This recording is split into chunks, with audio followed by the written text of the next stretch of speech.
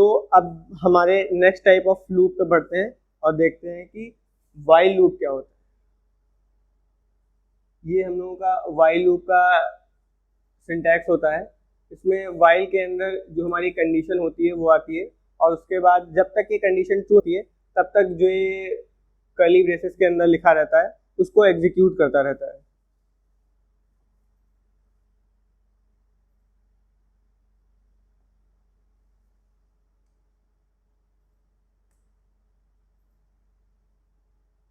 हम लोग अब वाइल लूप की वर्किंग देख लेते हैं। तो फ्लो ऑफ एग्जीक्यूशन एक बार टेक्स्ट एक्सप्रेशन के बाद आएगा। अगर टेक्स्ट एक्सप्रेशन जो है वो ट्रू हो जाएगा तो ये जो भी बॉडी है उसको एग्जीक्यूट कराएगा। अगर फॉल्स है तो ये एंड ऑफ प्रोग्राम में उसको भेज देगा। एक एग्जांपल से इसको देख लेते हैं। जैसे कि हमें 1 से लेकर 5 तक इंटीजर्स इसमें प्रिंट कराना है, तो उसने क्या किया, पहले आई की वैल्यू को 1 ले लिया, और जब तक आई की वैल्यू 5 नहीं हो जा रही है तब तक उसको प्रिंट करा रहा है और लास्ट में अपडेट स्टेटमेंट दे रहा है। तो इसका ड्राई रन कैसे करेंगे हम लोग? सबसे पहले आई की वैल्यू क्या है, 1 है। उसके बाद ये आएगा वाइल के अंदर और देखेगा कि 1 इज लेस देन 5, ट्रू हो जाएगी कंडीशन, और ये क्या करा देगा, प्रिंट करा देगा 1। फिर स्लैश एन की वजह से नेक्स्ट लाइन में आ जाएगा और प्लस प्लस आई का मतलब है अब आई की वैल्यू क्या हो जाएगी, आई बराबर आई प्लस 1। तो आई बराबर क्या हो जाएगा, 2। अब ये देखेगा कि 2 जो है वो 5 से छोटा है या नहीं। 2 इस बार 5 से छोटा है तो फिर से यहाँ पे 2 प्रिंट करा देगा और नई लाइन में आ जाएगा स्लैश एन की वजह से। फिर ये जाएगा 3 पे। ऐसा ही करते करते 5 तक इसका एग्जीक्यूशन चलेगा और ये 1 से लेकर 5 तक नंबर्स प्रिंट करा देगा।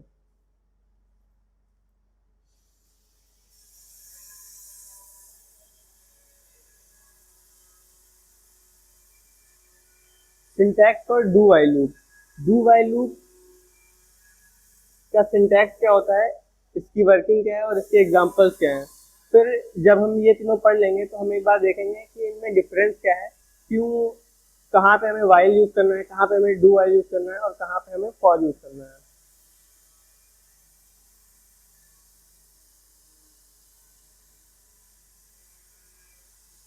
सिंटैक्स और do while loop. Do while loop में पहले हम कीवर्ड डू यूज करते हैं, उसके बाद जो ये वाइल है इसके अंदर हम अपना टेक्स्ट एक्सप्रेशन लिखते हैं। इसकी वर्किंग क्या होती है एक बार देख लेते हैं।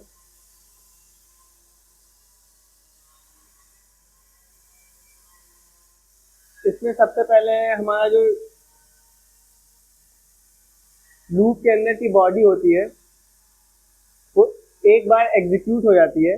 उसके बाद ये आता है टेक्स्ट एक्सप्रेशन पे और देखता है कि क्या टेक्स्ट एक्सप्रेशन ट्रू है। अगर ट्रू होता है तो फिर से वो उस ब्लॉक को भेज देता है, और अगर फॉल्स हो जाएगा तो एंड ऑफ एग्जीक्यूशन भेज देगा उसको। जैसे कि मैं आपको बताऊं तो डू प्रिंटफ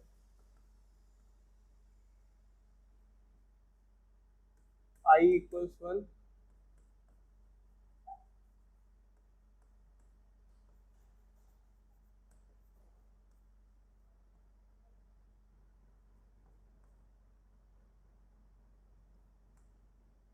तो ये स्टेटमेंट जो होगा वो भले ही कंडीशन फॉल्स है हम लोगों की, आई इज लेस देन 1 है और 1 जो है वो 1 से छोटा नहीं है, ये कंडीशन फॉल्स है, लेकिन फिर भी हमारा जो ये लूप है वो एक बार चलेगा, क्योंकि डू वाइल जो लूप होता है वो मिनिमम एक बार रन करता है, क्योंकि जब वो एग्जीक्यूट कर लेता है ब्लॉक ऑफ कोड तब वो टेक्स्ट एक्सप्रेशन पे जाता है और देखता है क्या कंडीशन ट्रू है या नहीं है। तो बेसिकली वाइल और डू वाइल लूप में फर्क ये होता है कि वाइल लूप हो सकता है हमारा एक बार भी ना चले, बट जो डू वाइल लूप होता है वो हमारा मिनिमम एक बार तो चलता ही है।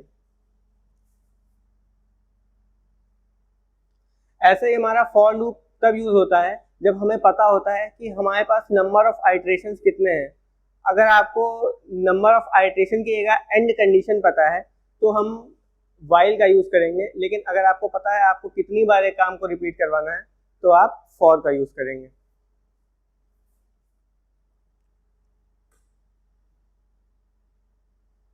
डू वाइल लूप का एक एग्जांपल है कि हमें एक नंबर यूज़र से एंटर कराना है और देखना है कि वो ट्रू है या फॉल्स है, जब तक यूज़र चाहे तब तक।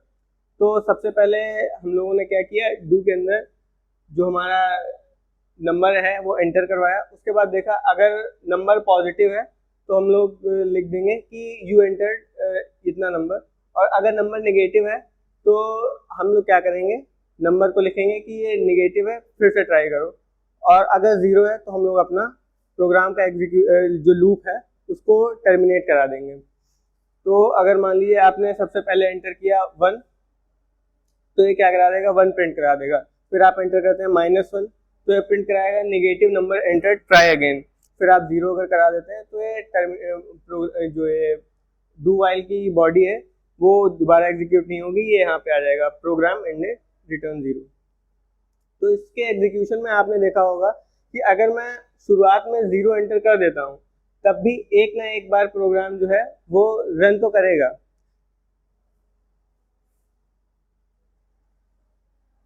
अब हम लोगों के पास कुछ एक्सरसाइजेस हैं जिसमें मैं आपको टाइम थोड़ा दे रहा हूँ कि आप सोचिए और करिए। Print a solid square of stars. अगर हम लोगों को क्या करना है कि स्टार्स का एक स्क्वायर प्रिंट करवाना है। अगर कोई यूजर से एक इनपुट लेना है n, ठीक है, अगर n हम लोगों का मान लीजिए 4 है तो आप मान लीजिए तो आपको ऐसा स्टार प्रिंट कराना पड़ेगा।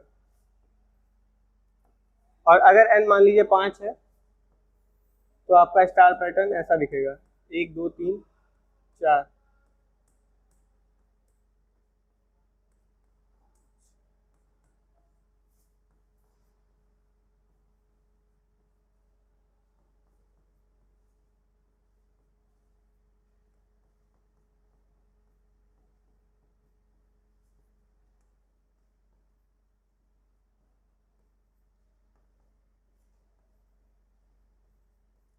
आप इसको सॉल्व करिए, मैं आगे लेक्चर में इसका सोल्यूशन डिस्कस करूंगा। तो अभी हम लोगों ने एक प्रोग्राम आपको दिया था कि आपको स्क्वायर प्रिंट कराना है स्टार्स का। अगर n नंबर वो एंटर करता है, मान लीजिए n की का 10 12 कुछ भी हो सकता है, तो n रोज और n कॉलम्स आपको स्टार्स का प्रिंट कराने हैं। तो आइए हम लोग इसका एक सोल्यूशन देख लेते हैं।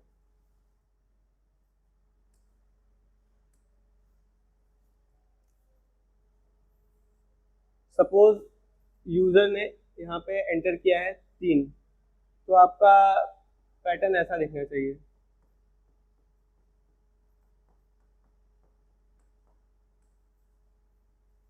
तो हम इसको ड्राई रन करके एक बार देखेंगे अपने प्रोग्राम को। सबसे पहले ये क्या कर रहा है कि ये नंबर ऑफ कॉलम्स लिखेगा और उसके बाद नंबर ऑफ रोज पे जाएगा।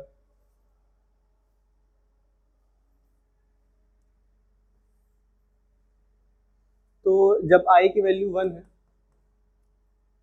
और i क्या है, less than equal to 3i plus plus, ये हम लोगों की पहली कंडीशन है। तो जब i की वैल्यू 1 थी तब ये j के अंदर गया और देखा j की वैल्यू क्या है, वो 1 है, और j जो है वो कितना है, 3 से कम है। तो उसने क्या किया, एक स्टार प्रिंट करा दिया। फिर ये गया, उसके बाद देखा इसने जब j की वैल्यू 2 हो गई, 2 जो है वो 3 से छोटा है, तो इसने एक बार फिर से प्रिंट करा दिया। फिर 3 is less than equal to 3, तो 3 और 3 बराबर हो गए, तो फिर से इसने एक स्टार प्रिंट कराया। ये अब तक इनर बॉडी एग्जीक्यूट हो रही है। फिर ये i बराबर 1 के लिए इसने 3 बार प्रिंट कराया। फिर i बराबर 2 के लिए फिर से j बराबर 1 हो गया और फिर से इसने 3 बार इसको प्रिंट करा दिया। फिर i बराबर 3 के लिए भी ये कंडीशन ट्रू हो गई ऊपर वाली, और इसने 3 बार ये पैटर्न हम लोगों का प्रिंट कराया है। आई होप ये प्रोग्राम आपको समझ में आया होगा। फिर हम लोगों का एक दूसरा प्रोग्राम है, देखते हैं क्या है।